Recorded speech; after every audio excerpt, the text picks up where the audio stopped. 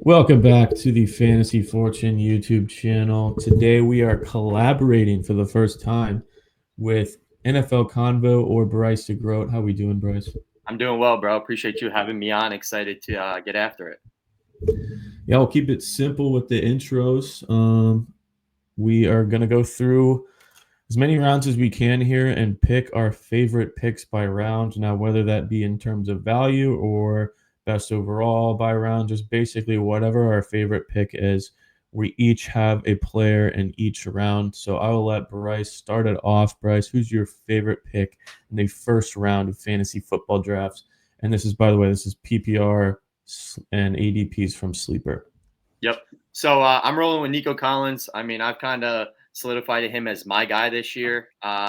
First off, I think Nico is an absolute stud of a wide receiver. I think he's a top 5 receiver in the NFL before even fantasy becomes a thought in my mind. But then now this year, he enters an offense with no target competition at all. Last year, he had Diggs and Dell around him. This year, he has 2 rookies wide receivers and Christian Kirk. I think he has a ton of targets fed his way. I think he probably top 3 in targets. Fifth easiest wide receiver schedule, easiest wide receiver schedule of his career yet. And Bobby Slowick was the Texans OC last year. Absolute joke of an OC. Now they're replacing him with Nick Haley, who comes from the Rams. Shanahan tree. I'm a big fan of him. So I think he helped Stroud get back to his rookie of the year self.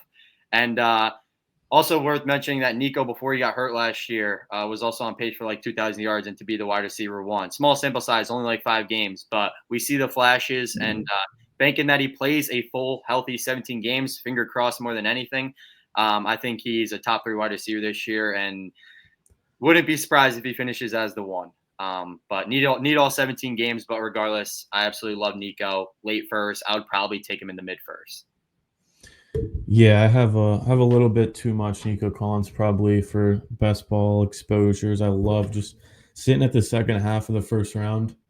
Nico Collins ADP is probably 10 to 12 on Underdog and probably even later on other platforms. So I would take him as early as 7, I think, probably overall.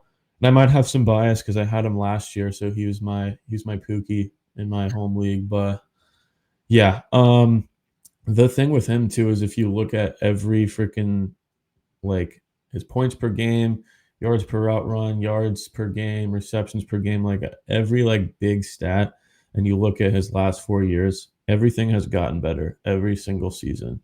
Yep. And so now with no Diggs and Dell, hopefully this play caller is more helpful for Nico. But that pace he was on before he got injured was crazy. Bobby Slowick's regression needs to be studied. That was Literally, insane. I also want to mention going off that too. Like a lot of people, I mean, people are concerned about the injuries, but a lot of people are like, O line, O line, O line. One, I actually think the O line is gonna be a little bit better than people expect last year. I mean, Tunsil was a good run blocker, not a good pass blocker, so like losing him doesn't really play a factor in that. One, and two. The O line was bad Stroud's rookie year too. Like 2 years ago, they weren't good, and Stroud won Offensive Rookie of the Year. So I'm not too concerned about that. They obviously know it's a problem after last year. I think Nico is good to average 10 targets a game, really.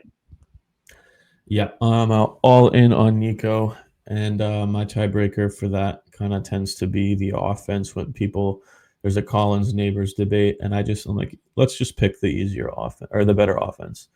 But my pick is going to be CD Lamb. I'm pretty much all in on CD. I chose my, um, I think pick 4, 3, 4, 5, 6 is where I can target CD in most drafts.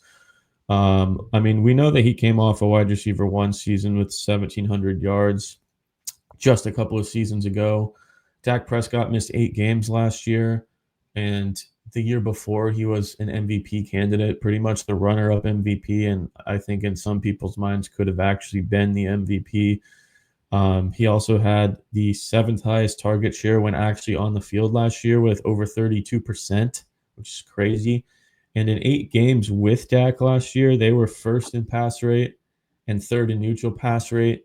I think picking up George Pickens is more helpful for CD than anything. It's going to help this offense. We know they're going to be top 5 in pass attempts, and George Pickens is not this, dominant target earner. He's just a solid wide receiver 2 piece that should be pretty helpful for a wide receiver 1.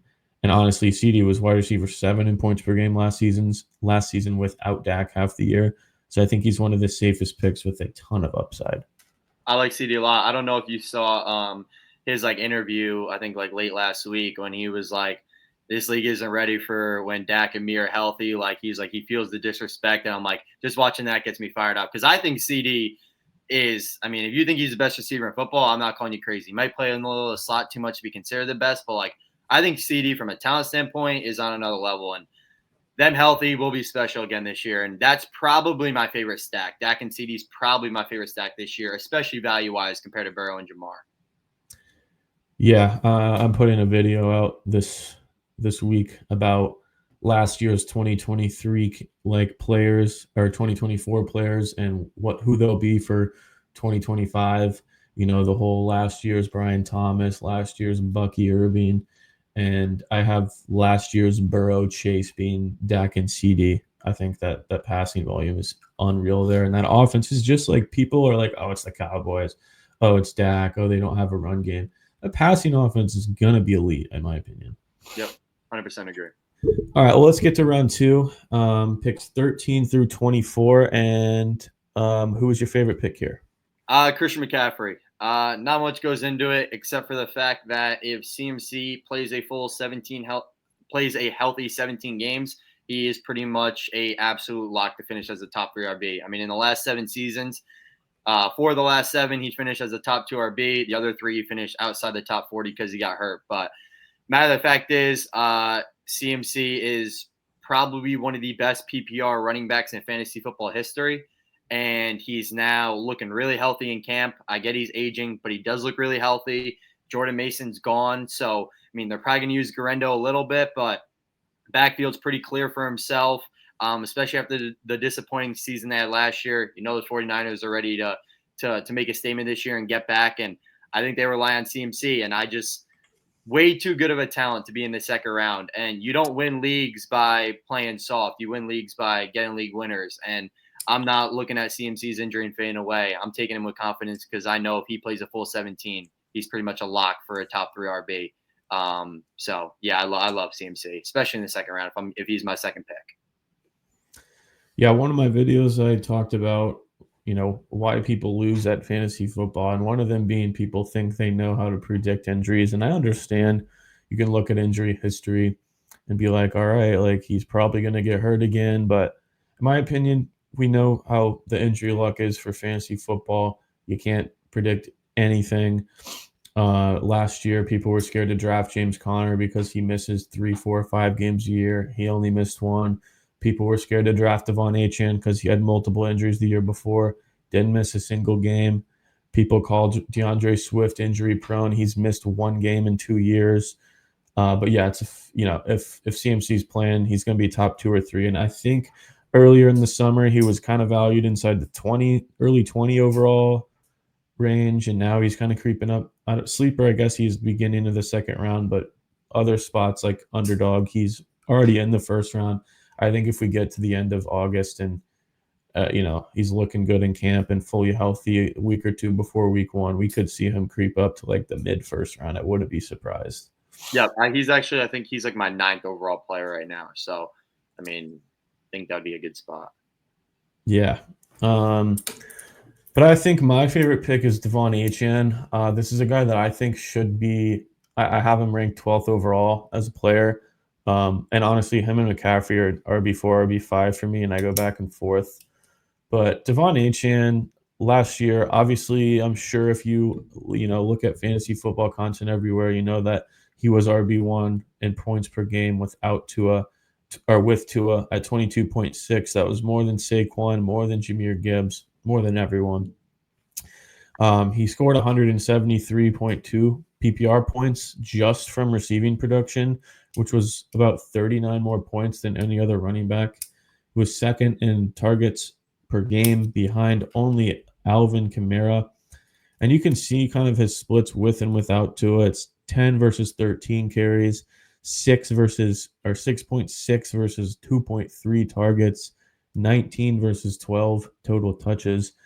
And the Jonnu Smith trade is what moved him up from like RB6 to RB4 or 5 for me.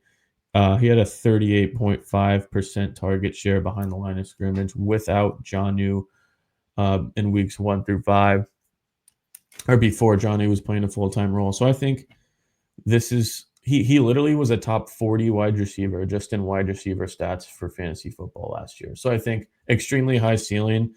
And it's the same thing as McCaffrey, where if Tua plays, this is a top 3 running back. Yep. No, A-Chain was probably, if I wasn't picking CMC, I was picking A-Chain.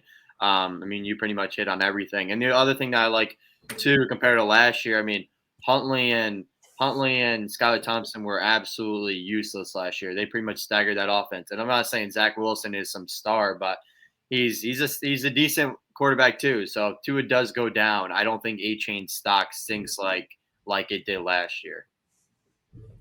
Yeah, I agree. So let's get to round 3. Picks 25 through 36. This one was kind of tough for me. I honestly, like, looking at this, I was like, Loki, I don't really like the third round too much, which is kind of why I like the end of round 1 picks, kind of 108 to 112 or so, because you're guaranteed tier 2 wide receiver or a second or a tier 2 running back. And if I don't like the third round that much, I'm okay being at the end of it, unless you're at the very beginning and you can get some of these guys. So who is your favorite pick here? Chase Brown, and that's crazy you say that because when I was looking at it, I had the exact same mentality too. I don't really like anyone except for Chase Brown, and I absolutely love Chase Brown. Chase Brown is like the guy that I would actually reach up a couple spots for. Like I really like Chase Brown. I mean, he's going as like RB11. He's all the way up at Mar RB8 right after Genty. But last year when he took over that backfield in Week 9 when Zach Moss left, he ranked first in opportunities, first in share, third in fantasy points. He was top 3 in pretty much every category from Week 9 on last year. And now this year, Zach Moss is actually just got released, so he really does have the backfield to himself. And he's in the best offense in football. And I also don't think that Bengals defense will be much better this year. So you're talking probably a high-powered offense with a not very good defense, with a guy that has a ton of receiving upside, with the backfield to himself. The proof is in the pudding after what he did at the end of last year, and I like him a lot again. I think he has that top 5 upside. I'm picking the third round all day.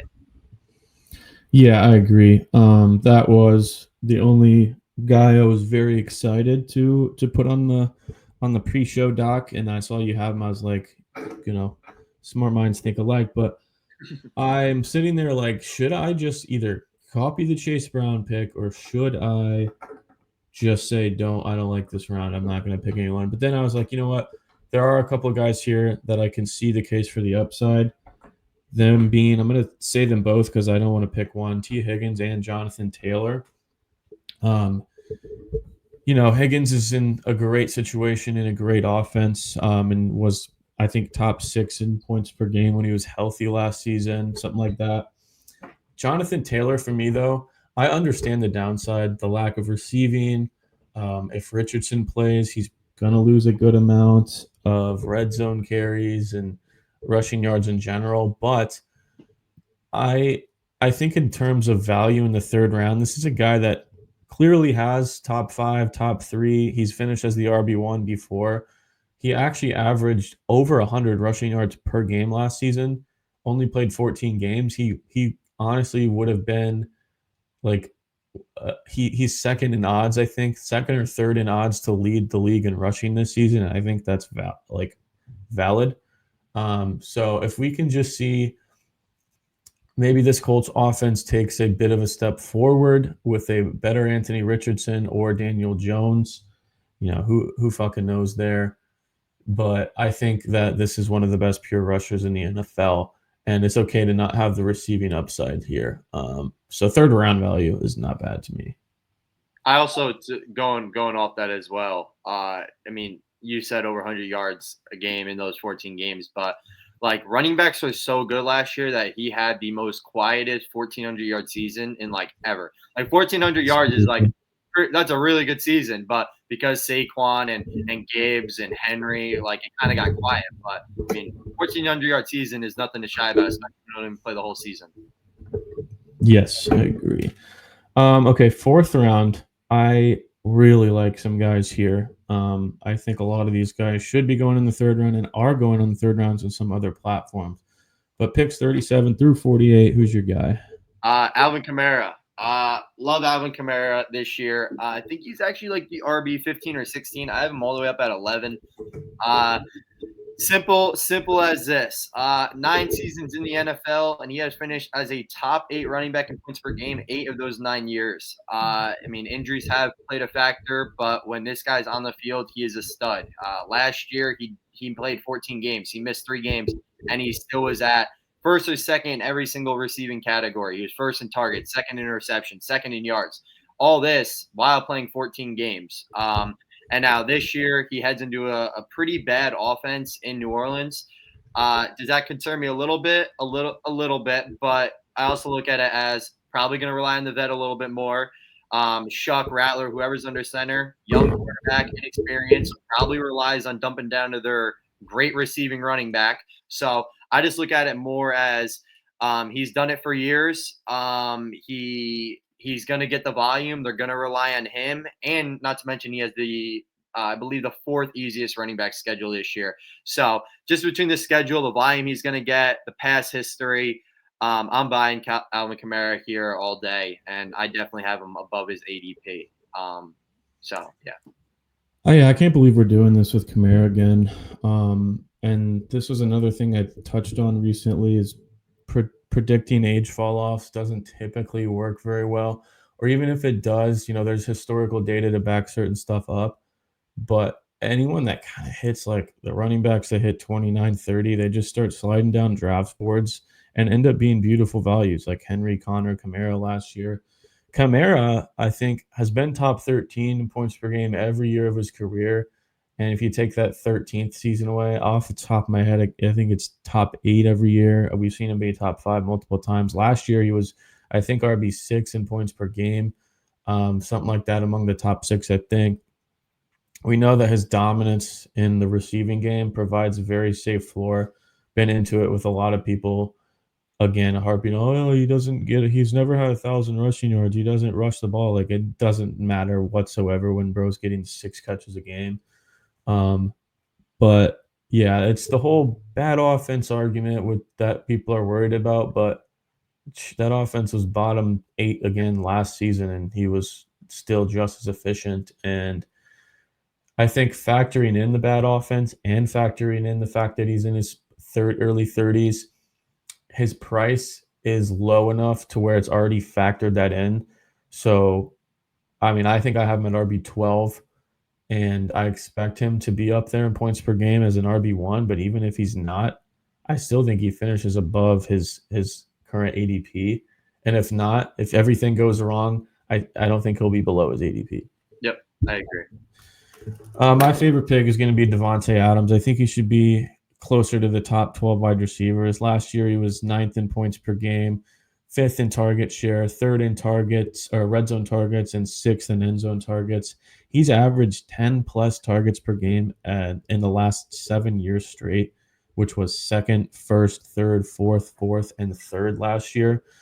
And the Rams wide receivers, I mean, we know how phenomenal they've been. Rams wide receiver target share ranks since McVay was in LA have been first, fourth, first, eighth, sixth, fifth, and eighth. They've been top 8 in wide receiver target share every year, which is why Puka being there doesn't, change my mind about this whatsoever. We've seen Puka and Cup thrive together before. Adams is there to score some touchdowns. I think they kind of want to shy away from Kyron a little bit in the goal line aspect and let their MVP caliber quarterback throw it to one of the better receivers of the century down in the goal line. So I think this Rams passing offense has potential to be top 5 in the NFL. Adams has not shown, signs of, decline where he should be drafted this low. It's the same age value, I think, here. Yeah, I actually found that pretty funny. Well, not that pretty funny, but the Davante situation pretty funny because this time last year when he was on the Raiders, aging and all that, everyone was all for fading him. They're like, "Oh, he's getting older. He's not good anymore." Then he goes. Then he gets hurt. He sits out a little bit, goes to New York, balls out there. I wouldn't say balls out, but shows a lot of good flashes there. And now he's in LA a year later, and people are actually buying him. I mean, I agree. I am buying him. I think Devontae still got gas in the tank for sure, and this is his arguably his best offense, outside of like 2018 with the Packers or whatever. But yeah, no, I'm all for Devontae. Devontae's probably my favorite player in the league. Lifelong Packer fan, probably my favorite Packer ever. So always got a soft spot for him as well. Yeah, I think Adams definitely went up the list of my favorite players after watching that receiver show too. All right, let's get into round 5. Who's your favorite pick here? Cortland Sutton. Actually, I do like your pick as well, but I'm rolling with Cortland Sutton. So last year, wide receiver 15, but could be a little misleading. Wide receiver 15 is really good, especially when he's going outside the 20 this year, outside the top 20 this year. But Bo Nix, like the first 4 or 5 weeks of the season, he started off really slow. I mean, just like any rookie quarterback. But from like week 5 on, Cortland Sutton was pretty much top 10 in almost every category. He was like 8 or 9 in points per game, like yards, everything. Like Bo Nix, this was his guy from week 5 on when he started clicking, and I don't think that changes this year. Offense got a little better, but I look at it as more. I think the offense is going to be better. The offense was decent last year, but a lot of their success came from their defense. I think the offense takes a step up this year. Better run game. They added Evan Ingram. You still got some young guys outside of Cortland Sutton, so maybe a little bit more target comp, but 135 targets last year, that's nothing to knock. Like 135 targets when you're going outside the top 20 receivers, I'll take that all day. And I do believe in Cortland Sutton a lot as a wide receiver. Like I've compared him to a T. Higgins type style wide receiver. So I am higher on him from a talent standpoint, and I just think another year with Knicks, offense better. I really like him in the 5th round. If I can get him as a wide receiver 2 or a flex play at this point, I'm loving it. Yeah, I think I don't understand his ADP at all. I think people just think he's like a boring veteran, and they don't realize how good his situation is. I mean, him and Knicks from like week 6 or week 8 on or something. I mean, Knicks was QB5 and Sutton was averaging 18 points per game. I think he's the alpha target. Whether Ingram, I think Ingram will get his fair share of targets, but this offense should be good. Sutton actually was like among the top 10 or 12 in receiving touchdowns, but was actually expected to have more than he did. So I think we could see a small jump there too as well. But I think he is a very underrated like wide receiver 2 to have, and you can get him as a wide receiver 3. So that's crazy to me. Yep. But mine's going to be James Conner. I debated him a lot. I like Connor a lot as well. Yeah, I mean, it just feels like if I go like receiver, if I go like hero running back or whatever it is, I mean, round 5 to get an RB2 he had 1,500 scrimmage yards last year, top 5 in breakaway runs, number 1 in evaded tackles, and an RB10 finish. 2021, he was RB35, finished as the RB7. The next year, RB15, finished as RB9. The next year, RB25, finished as RB13. And last year, smacked his ADP again. I don't know why we keep doing this. This is a top 7 rushing offense statistically in the NFL. I don't think too much there should change. Bell cow load is still there. I think he's just one of the safest RB2s you can have. Yeah, and I mean, people also use the age factor on him, but he might be 30, but he is literally like advanced metrics statistically. He's coming off his best season yet, like juke rate, yards after contact. I mean, that dude can still play. I like that. All right, let's move it on to round 6, pick 61 through 72. I think we'll have our first disagreement here on your pick. I knew that was coming. I've seen some of your content how you don't like him, but I'm rolling with Kelsey. So I don't love looking at a lot of stuff like this, but I do sometimes, and I think he's coming back for a reason. I mean, he's got his future all planned out. They lose in the Super Bowl, and he could have easily walked away at being 35, 36 years old, but he's coming back, and I think he's coming back for a reason. And I think he's got unfinished business. I mean, in the last 9 years, this guy has finished as a top 5 wide receiver. I mean, top 5 tight end every single year. He's probably the most reliable tight end out of anyone in the league. I mean, he's played 174 out of 179 possible games. And he's only missed 5 games. And a lot of those games, I think 3 or 4 of them were because they had the 1 seed and he needed to rest. But dude is super reliable from year to year base, finishing top 5, or he doesn't miss games, is what I like. And I also averaged 8.3 targets a game last year, third out of all tight ends. And now this year, Rasheed's going to miss probably 3 to 6 weeks again. Not a huge factor, but another reason I think he's going to be fed. And I also expect to see some touchdown positive regression coming his way. Last year he was first in red zone targets, had like 25, but only had like 3 touchdowns. So I think he bounces back with 5 or 6 touchdowns this year, maybe 7.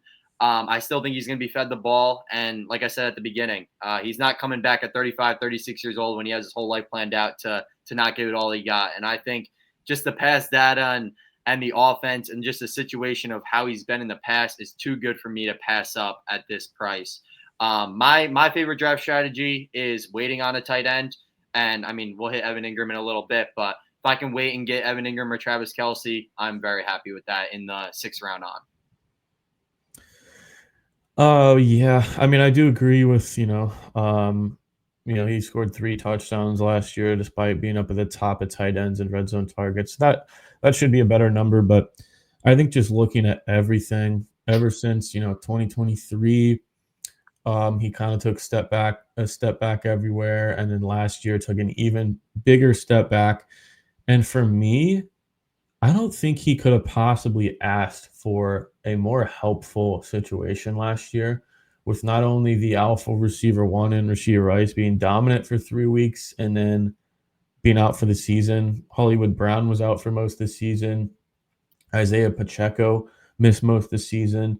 Like there were injuries everywhere, and there was just a lack of weapons, especially with Worthy not really doing much until second half of the season, more specifically the playoffs, really. So there was really nothing else here. And with Rashee Rice, he averaged under 4 targets and under 3 catches and under 25 yards per game. Now he gets a bit of a jump in the rankings with Rice expected to miss some time with the suspension, but long term with the injuries, the 35-year-old, the regression, the Chiefs passing actually not only regressed, but they passed a lot less last year, which I think could change this year with everybody coming back. But I just think this is a way more crowded offense than people think it is. You got your healthy RB1 back. You have Rice when he's there and Worthy, who's a pretty solid receiver duo with Kelce. I think there's kind of a lot of mouths to feed here. And we've seen before they want to save the guy for the playoffs. Being 35 years old, give him a bit of a pitch count. So I'm not really looking to pay for a tight end 6 price when realistically I think I can get pretty similar production later on with a Evan Ingram, a David Njoku, and I honestly think Tucker Kraft could have a big leap. That's a conversation for another time, but I don't think the price is worth it here. I like to wait on tight end too. I think if I miss out on one of the top 3 guys, I'm not taking anyone till later than Kelce's ADP.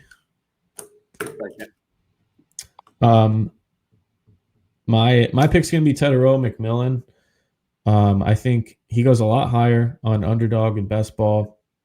He's a top 10 pick, playing with Bryce Young, who took a leap last year towards the second half. Dave Canales, QB genius, is going to have Bryce Young rolling this year. He did it for Baker the year before and Geno Smith the year before. This offense was quietly top 10 in passing rate in the red zone. There's a lot of touchdowns to be had here, and a receiver core of Thielen, Leggett, Coker doesn't really do it for me. He should be easily the alpha receiver one.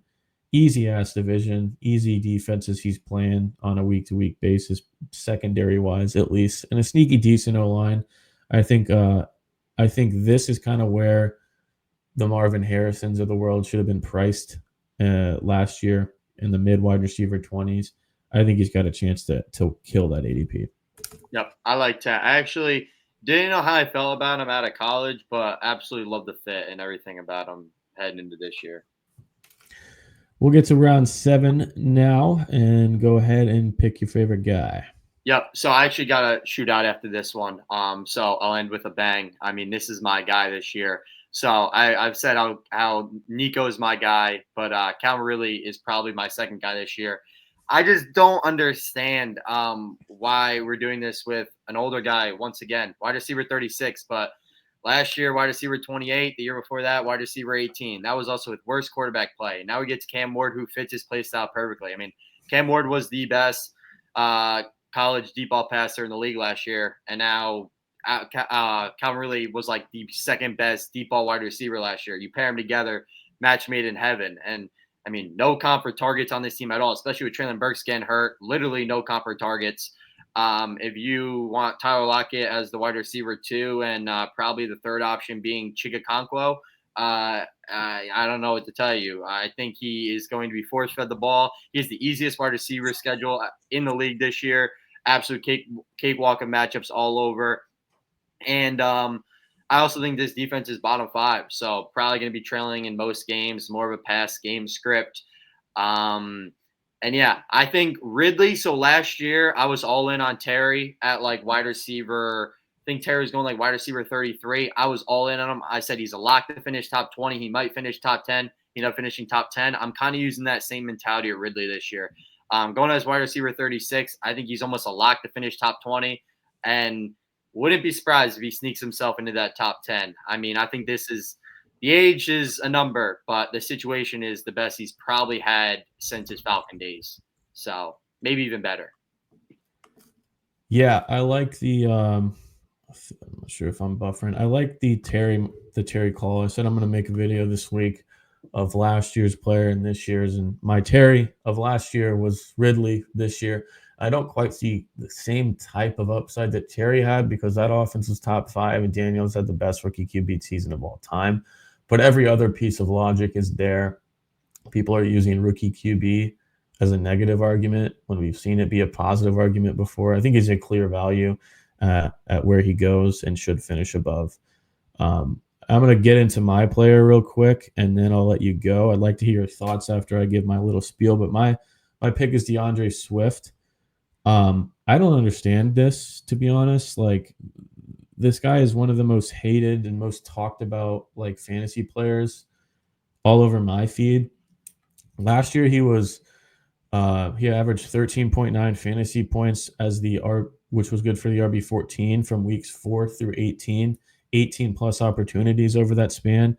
He was 10th in attempts and 10th in receiving yards among running backs last year. And every single thing that this team has done this offseason. They had the 24th ranked offensive line last year from PFF, and now it's 4th. They added a fuck ton of pieces to help this offensive line out. They had the worst offensive coordinator and worst head coach in the NFL that didn't last a year. Now they're gone, and it's Ben Johnson. We've seen what he's done in the past. There's this weird narrative that Ben Johnson hates DeAndre Swift, and I get it because in 2021, I think was the year, Jamal Williams, he gave him a lot more work than Swift, scored 17 touchdowns. I understand that, but again, Swift was still a top 21 running back that year. And right now he's going as the RB27. People are also like, oh, like he traded him out of Detroit. He hates him. Well, why the hell wouldn't the Lions and Ben Johnson prefer a Jahmyr Gibbs over DeAndre Swift? Like what? And second of all, I would also question what type of say an offensive coordinator has in personnel moves like that. I don't know why everyone just assumes that was a Ben Johnson thing. Who knows? But if he hated him so much, why on earth would he refuse to add anything in the offseason? The only thing they did was add a 7th round running back that people think is magically going to take the workload. I think this is a clear RB1 role and an offense that's improved coaching wise, offensive line wise. He's never been worse than RB21, and this is an absolutely beautiful value. Yep. I posted something about that like last week. No, I mean, like you said, beat his ADP every year, and it's probably his best situation yet. I don't really hold that 3 years ago type thing. I mean, Jamal Williams was a dog. Like, I mean, his production was insane. So it wasn't like he was sucking and Jamal was like just kept being the guy. No, Jamal was dogging it out. So I don't really hold much value into that. And I like Swift, especially he might not be a top 12 guy, but he will definitely be his 26 ADP. Yeah. And there's another thing that everyone's like, oh, he'll be hurt by week whatever.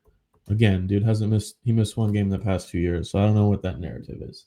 Exactly. But Bryce has got to go. I'm probably just going to stay on and finish out the last few rounds we had here. Kind of give a little my own spiels, but thanks for hopping on. Everyone down below, let us know if we should do a part 2 of worst picks or something like that.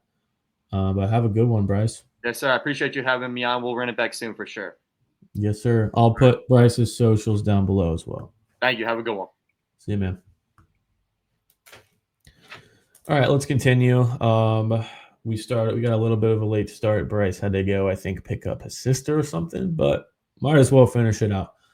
Round 8, Bryce has Evan Engram. I won't give his spiel. I'll just say whether I agree, and I do agree on Evan Engram. I'll give my spiel on Brian Robinson real quick. The dude is going as RB29, and he is in an offense. I actually gave this spiel recently on my Bust Proof running back video. So if you listen to that, you can go ahead and fast forward a couple minutes. But he's been a top 28 running back in the past couple of seasons. This is a top 5 offense. He's the clear RB1. Jaden Daniels is not a rushing quarterback that takes a fuck ton of rushing touchdowns. He'll take 4 or 5, probably, maybe 6. But this guy's going to score. This is going to be a top 5 scoring offense according to projections everywhere. And I agree. He might not be a league winner with all this passing upside and super efficient and all this stuff. But he's a safe, I think, RB2 and a very good RB3 to have. Round 9, Bryce has Josh Downs. The first video I posted this year, I gave my spiel on Josh Downs. I completely agree. I think he's going to go nuts. Excuse me. My guy's Ricky Pearsall, who I will be having in an upcoming breakout video, but I think he's going to be, who the fuck? Oh, I had a comparison. Who broke out last year? Jason. Ooh, I like that. JSN of this year could be Ricky Pearsall. This guy in the last 2 weeks of last season, 10 targets, 8 catches, 141 yards, 1 touchdown. 8 targets, 6 catches, 69 yards, 1 touchdown. This guy's a first-round pick who dealt with getting shot in the offseason and multiple other injuries throughout the year. Never really got it figured out till the end of the season. And now he's going into a year 2 with Brandon Ayuk on the PUP list and injured after his ACL tear. Juwan Jennings currently banged up and dealing with the contract dispute. Deebo Samuel gone and off the team. This is an offense that's projected to be top 5 in scoring. And I think Pearsall could be used in the Deebo Samuel way and be a first-round talent that breaks out. Round 10, Bryce put down Emeka Egbuka, and I looked at round 10 and I said, I ain't going to try to do somebody else, except I do like Michael Pittman as a nice floor play here. He's going to fucking beat wide receiver 50. But I just said, you know what? Screw it. I'm going to copy you and take Emeka Egbuka. I think this guy, you look up Emeka Egbuka anywhere right now, you hear Mike Evans raving about him. Baker Mayfield brought him up completely unprompted in a Kelsey podcast interview. Like, what's your takeaway from training camp? First thing you had to say was, oh, Emeka Egbuka is a monster. This guy's going to start right away. He's better than McMillan. Chris Godwin, we'll see if he's ready by week 1. He might not be, which would be beautiful for Egbuka. But even if he is, I don't think he's going to be the same. There's a picture of his swollen ass ankle out there. He went through 2 surgeries. Godwin is a fade for me right now. I think Emeka Egbuka is going to step into a top 2 role in this offense that projects to be a pretty high-scoring offense with a quarterback that threw for 4,500 yards and 41 touchdowns last year. First-round talent, he's going to be a dog. And then the last thing we had was round 11 or later. We had a couple of best picks. Bryce put 3. He had Dak Prescott, Justin Fields, and J.K. Dobbins. Dak and Fields, I've yapped about enough all over my channel in the QB tiers video and another video I had Fields in, and I kind of touched on Dak a little bit at the beginning of this video. I agree on those 2. Dobbins, I'm not like a huge on him, but I don't mind the take. I think he's going in the RB40s. If Harvey goes down, that's an elite role to have. B, maybe he actually becomes the starter. We don't really know for sure. I bet on our Harvey. I think Harvey's the guy. But in terms of value, it's not a bad dart to throw at the board. So my guys, Rashad White. Again, I'm trying to just get this video ended. So my last video, I touched on Rashad White at the end as a bust-proof running back. He's going to be better than RB44, whether he gets a ton of work or not. Rashid Shaheed. Let's see what I got. He beat his current ADP of wide receiver 55 in five out of the 6 games he played last year with 4 top 25 finishes. Yes, this offense is going to suck, but hey, we don't know if Tyler Shuck is going to surprise people. Maybe he does, maybe he doesn't, but there's a huge lack of target competition. It's him and Olave and some dump offs to Kamara. I think he should be a lot closer to Olave and ADP. And this team is going to have a pass heavy game script. This is a pick with a ton of upside, I think. Not a ton of upside. He's not going to be a league winner, although he was on his way there last year. But I think he beats ADP. And let me scroll. My last guy is Drake May, another guy who will be in my breakout video. So, but in 10 full games, he averaged 223 passing yards a game, 36 rushing yards a game, 17 points per game, and a 17-game pace of 3,800 passing yards and over 600 rushing yards. The 36 rushing yards he averaged in his 10 full games were the 4th most among quarterbacks. His scramble yards, he had 407 scramble yards, second to only Jaden Daniels. They add Stephon Diggs and Kyle Williams, a second-round wide receiver, to the wide receiver room. A lot better than probably the worst receiver room in the NFL last year. They add second-round pick TreVeyon Henderson, another help for the offense. They get the Gerard Mayo and that coaching staff out of there, and they add Josh McDaniels, a proven successful offensive coordinator in New England. They add Mike Vrabel, another proven successful head coach with the Titans, who I didn't understand why the hell he got fired. This is going to be a 9-8 type of team. The offensive line is one of the most improved. I think they were 32 last year, and I can't remember their ranking. So, maybe this is a bad guess, but I want to say they're around 20 or something like that. I think it's up for debate. There's a whole bunch of different rankings out there. But that's going to wrap it up. Real quick, Underdog Chalkboard. We at the time I'm recording this, the Hall of Fame game has not happened, but if it has, these 2 platforms are giving you a free pick and up to $1,000 on Underdog and up to $100 on Chalkboard. Deposit match only when you join with the code Fortune, so make sure you do that. Make sure you comment down below, leave a like, leave a subscribe. I really would like some feedback on this because every other video on my channel obviously is just me yapping for 15 to 30 minutes, but I wanted to try a collab. I thought it was pretty cool to get 2 different perspectives, and especially when you get the Travis Kelce's of the world, get 2 different opinions. So let me know what you think about this, if I should have Bryce for part 2, or go down the list of collabs I might want to hit up and see if I can get another one going. So either way, I do listen to the feedback. Thank you guys, and we'll see you on the next one.